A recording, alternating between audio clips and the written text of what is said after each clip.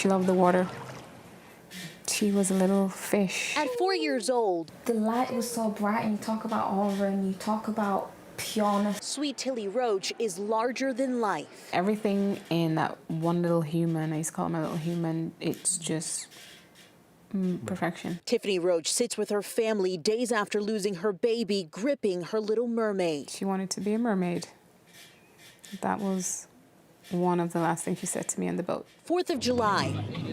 Tiffany and Tilly went with family and friends to Lake Oconee. The family has boated there several times and all had life jackets after the fireworks. We actually waited back to let people move, because the water's getting stirred up when everybody's taking off. The family says 2 boats driving in different directions sent water crashing into their pontoon boat and all of them into the water. The water pulled it down, then it flipped, so we're under the boat.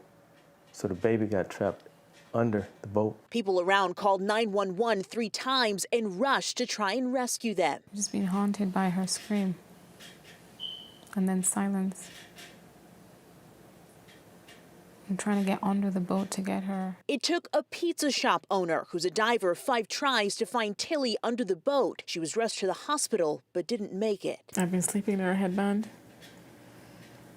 sleeping with her stuffed animals. Now this family is calling for change. Game warden presence need to be everywhere. Yes. On an event, you need to have Like someone that. everywhere. You know, that was the most frustrating part for them, was them seeing deputies there not being able to dive into the water to help, and then being in the water for about 25 to 30 minutes, they say. Tonight they are also calling for, of course, more patrols out on the water when there are events happening, but they're also hoping that people will just use their story as a learning experience for other people moving forward. We're live tonight in Sandy Springs. Angelina Salcido, 11 Alive News. An awful, awful story there, Angelina. Thank you so much.